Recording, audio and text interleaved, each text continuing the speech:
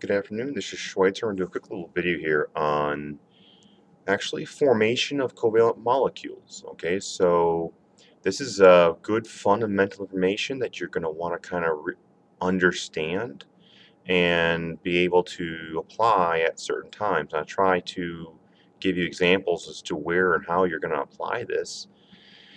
But you should understand how a molecule forms. Okay, so we have some common terms here. We have protons, we got electrons, we got another proton. So what do we got here? So add these particular things here. So, well, first things first, um, when two atoms come closer together, and one atom comes here, one atom comes here, and they're going to want to try and form a bond between the two. If the initial thought, is repulsive, then you don't have a chance. If you got a guy, and this girl, she wants to date maybe. If the first time she sees him is like, oh no, and she goes the other way, well then your chances sadly are getting slimmer. All right. So there needs to be something at the beginning that's somewhat attractive. Okay. Or some way to bring them together so they can attract. But either way, so we know that two negatives will be repulsive. So there's a repulsive force here. All right. And then this atom, let's say, belongs to this guy, but it doesn't really matter. And this one electron belongs to this guy. Okay, so either way, doesn't matter. These two are attractive. Okay. And this is attractive. And this is attractive. Okay. So, but then these two actually, right there would technically repel. So like charges repel, um, different charges attract. So we would like to note that at some point the attractive forces have to outnumber the repulsive forces.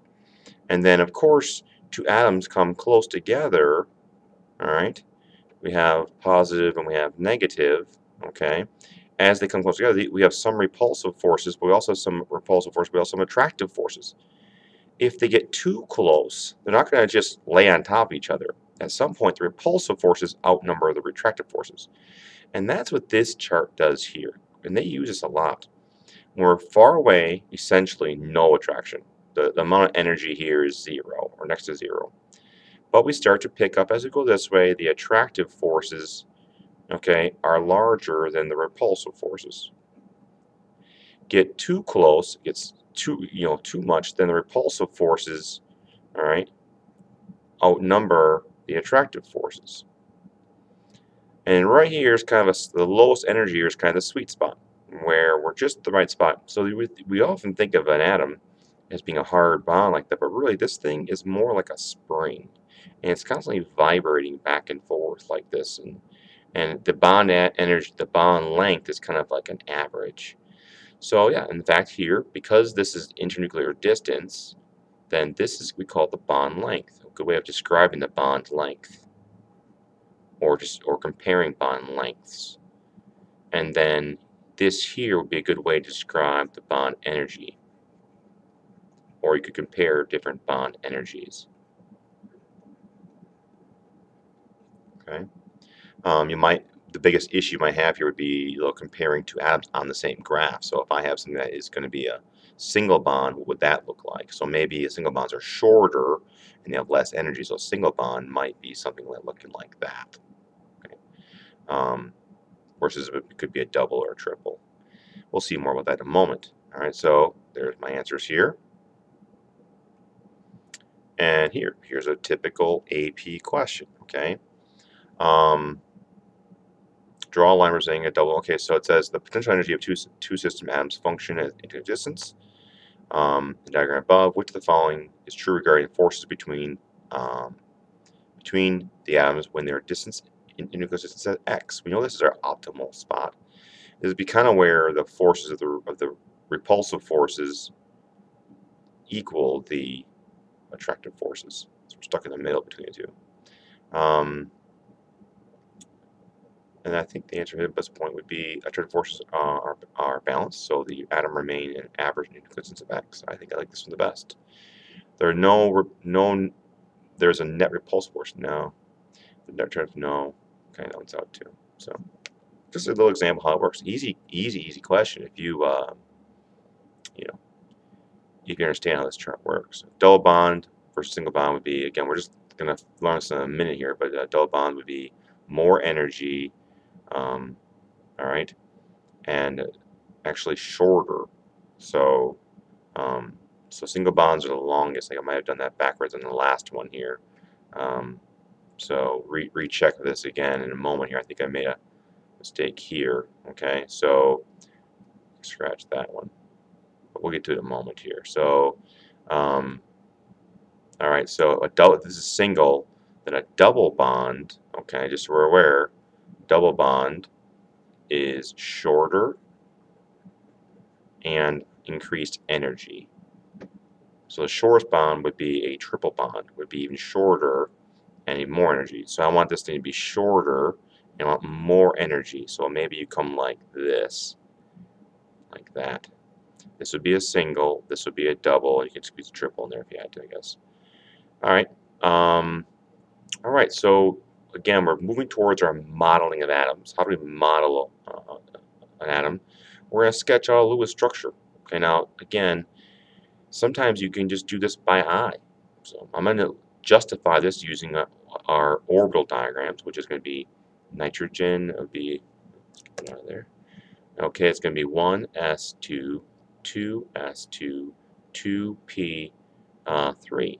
And of course, we have arrow up, arrow down, arrow up, arrow down, and then this is going to be arrow up, and arrow up. So we're looking at our situation where we have 3 empty pairs. And this is kind of our justification, or our theory called the valence bond theory, that every time we have an open spot, that's a place for a bond.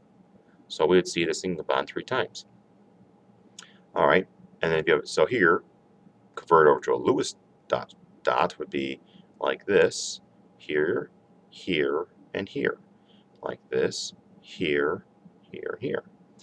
All right, and then all we're going to do is simply say, okay, well, these two will overlap, these two will overlap, and these two will overlap. And we definitely want to see if this can be very simple, in which case we'd have a triple bond, sharing 3 electrons. So another atom comes along with its 3 unbonded pairs, all right, of nitrogen, and this one, so they can overlap here, overlap here, and overlap here, so that we end up with something that is essentially like a full shell. Okay, complete orbital diagram. Did that up top here. Okay. So with that being said, just trying to give you some background information, some really basic information on how we can maybe put these things together without doing a whole lot of work. All right, so here's our answers here for this thing. Okay, simplified, just a simplified view of this. All right, a few things you want to know about bonds. Okay, single bonds is kind of information where I alluded to already here. Shear electrons are 2, 4, 6 sigma bonds. Okay, so this is just a name for a single bond. There's 1 sigma bond, 0 double bonds. They're going to do a little like that looking thing for sigma, pi for that guy. A double is 1 and 1, so a double bond is just a single and a double. A triple bond is a single and 2 doubles. Bond length, we're getting shorter as we go this way. Bond energy is getting larger. And bond order is just a way we call a number describing it. 1, 2, 3. Okay. So we'll use those. All right, so sketch out Lewis structures. Carbon bonds 4 times. So sometimes in organics, really only organics, we can do some simple setups without having to do a whole lot. Okay, there's that little symbol there. I probably should put that on the previous page. But here we go. So this guy is just, because I know carbon bonds 4 times, I can just do this. Carbon, carbon, 1, 2, 3, 4. 1, 2, 3, 4. And, you know, in organic chemistry, sometimes they leave these H's off of here. But, you know, in this class, we'd probably be wanting to put them on here. C2H4. Okay, so 1, 2, so 1, 2, 3, all right, and there's 4 hydrogens on here. It's telling me this, so I need 1, 2, 3, 1, 4, 1, 2, 3, 4. Okay, so I'm using the knowledge of carbon bonding 4 times to get this guy here. C2H2 would be looking like this, and I just have a hydrogen here, and I have a hydrogen here, and there we go. So 1, 2, 3, 4, 1, 2, 3, 4. So that's that. This guy right here. Okay, so it's a little bit different. They're giving you some setups here. You might be able to come up with this. Let's try it out here. I'm going to put it right here. Carbon with 3 hydrogens. I got another carbon. I got an oxygen. Now, oxygen typically bonds twice. So a double bond, oxygen, O, and H. And this is called a carboxylic acid. And this H is, so it's lost to form the H plus ions. Okay. All right, let's try this one out. It says how many sigma bonds can be formed and how many pi bonds are formed in this substance. So let's draw it out here. It's pretty common. So I got a carbon atom with 2 hydrogens on it. I have another carbon, doesn't have anything on it, and another carbon atom with 2 hydrogens on it.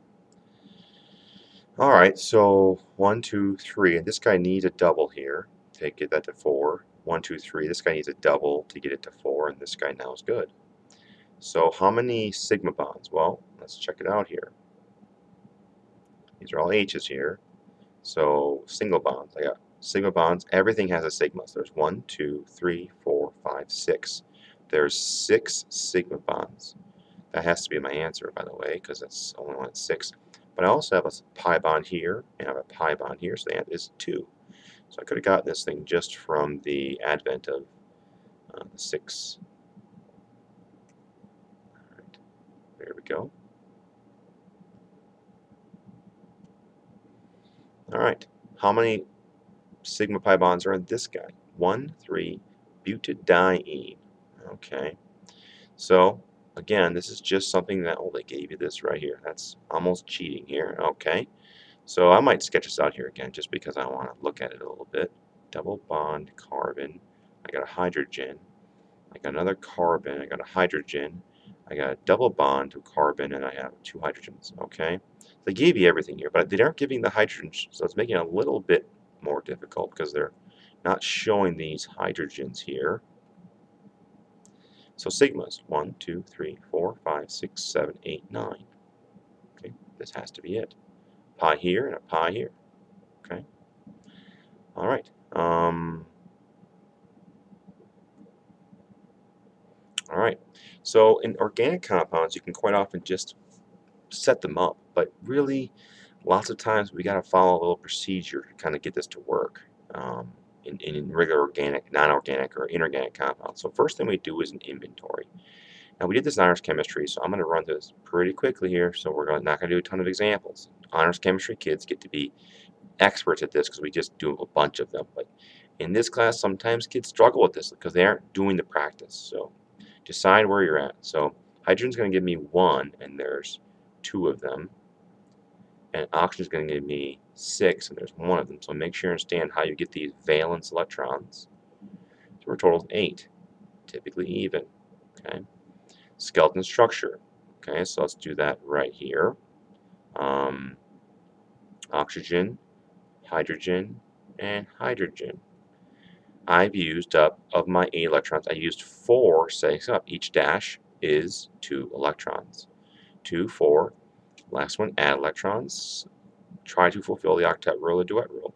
Hydrogens can only bond 1 time. They're never going to bond twice. So as soon as you hook them up, don't give them any more electrons. 2, 4, 6, 8. Okay. Share electrons satisfied. If I have an atom that doesn't have 8, then I would share electrons. This one is all set. Okay. What I do with extra electrons, you'll see in the end that we typically add them to the center. So if you're short, you share. If you're actually at the center, we'll see some examples of that coming up here. I think this was just designed to hold that. All right. And there we go. Let's try a quick example. Cyanide. Cn -1. Okay. So this guy has 4 valence electrons. This guy has 5 valence electrons, equaling 9. Of course, I don't want this to be odd, but I have an extra electron here, so I'll add 1 in, equaling 10. And you can go, when you get good at this, you just run through this procedure so quickly and you feel very confident. It's just a procedure. Hook up a skeleton structure. All right, 10 electrons. 2, 4, 6, 8, 10. Miss it, and I stop. I fill an atom to 8, and I move to the next one. I know this guy has 8. I know I'm missing 2 pairs here. So as I'm missing 2 pairs, you take one off, and you go here. Take one off, and you go here. Because it's negative, we'll put it in brackets and post the negative charge right here. So we have a couple new things we added on here. We showed how to share electrons. We indicate this little guy like that with brackets. Okay? All stuff that you want to be able to do. All right. What about a resonance structure? What do I need to know about resonance structures? Okay, so here's a common example here. Draw this guy out, and I drew one earlier like this. Looks like this. This is more of organic, so I'm just going to kind of sketch it out in an organic compound.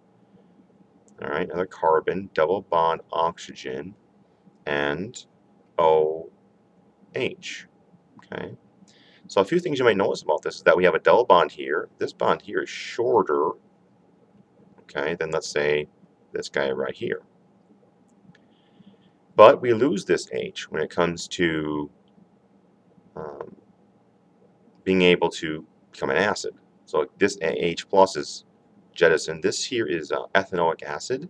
Now the name for that is acetate, or I should say acetic acid, or acetic acid. Acid, and we know this as vinegar. Okay, vinegar. So that H plus goes off, and you can, of course, if you're eating it, you would notice that this has a little bit of a sour taste because of this really low concentration of these guys. Every time one of those guys gives away, though, the molecule looks like this.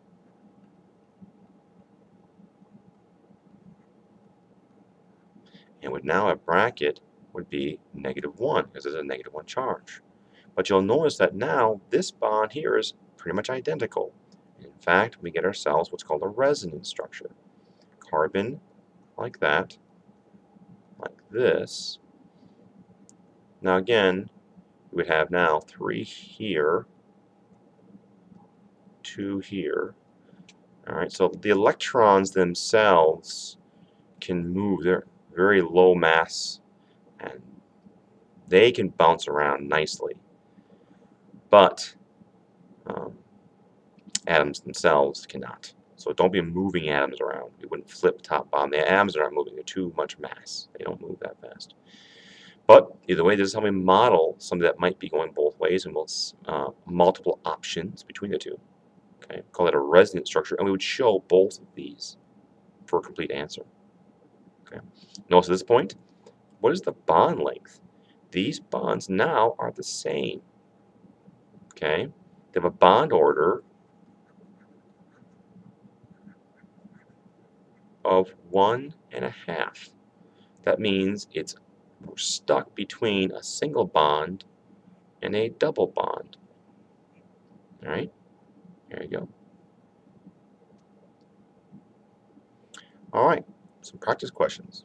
And you should definitely be trying some of these out. So, things we'll address here. When is the octet rule violated? How are there any atoms that do not violate the octet rule? How many times does hydrogen bond? Okay, well, we already covered this as once, only once, so be aware of that. And there aren't even any hydrogens here, sadly. We've done an example there, right? So, all right, this guy here, take a moment to do this on your own, but this is 5.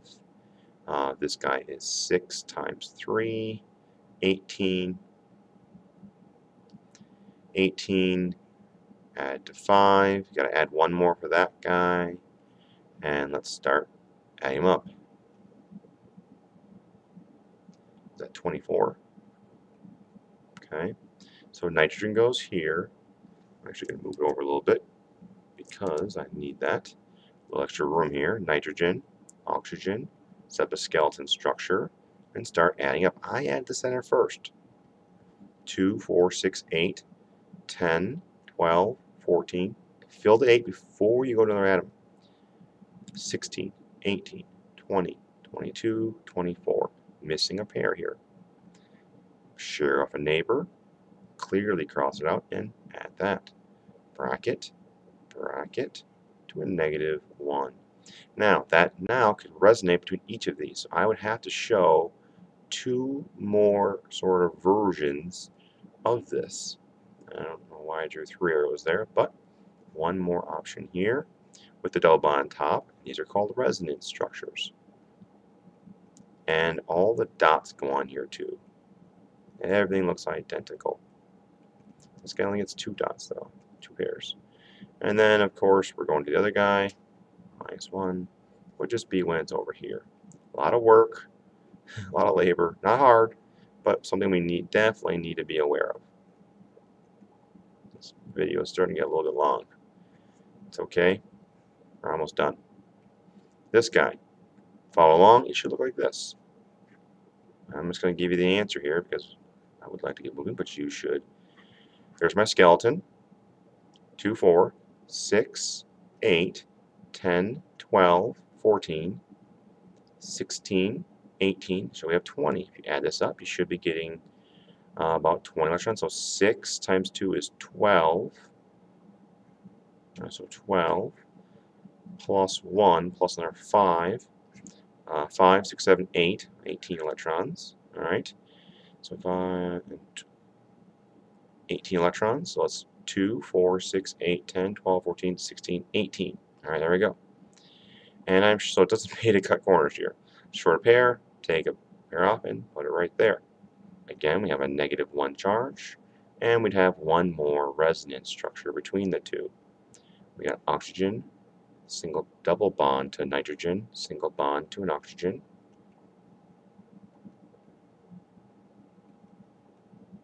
Bracket here. This one, IF2 -1, so this is 7. This guy is 7 times 2 is 14, plus 1, that's 21, plus 1 is 22. So iodine in the center, set your skeleton structure up. Again, this is just two-dimensional object, up, down, sideways, not really saying much. 2, 4, 6, 8, 10, 12, 14, 16, 18, 20. Okay. And I have another set yet. Goes on the center. So this guy's got 3 pairs. This guy is violating the octet rule.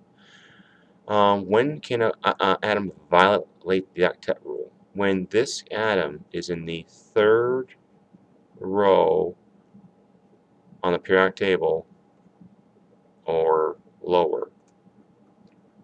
At that point, it has d orbitals, which allow it to have more energy. Like, the 3rd energy level can hold 18 electrons, so technically it can hold more than 8. The octet rule really only works super nice in the 2nd row of the periodic table. So let's say like carbon, all those guys in the 2nd row, they follow the octet rule like the Bible. They just follow it tight. Okay. All right. So on this is our Lewis structure kind of setup. We're moving into another situation here, which is going to involve a slight variation to this, or slight addition to this, called formal charge. And this is a situation where, how do we know if there's more than one option, which option is correct? I'm going to pause this video. I'm going to start a new video on this. Get a little long. But this is in addition to the Lewis modeling of atoms, and it's something we don't typically do in honors chemistry, so we want to take a quick look at this. I'll catch you back in a second.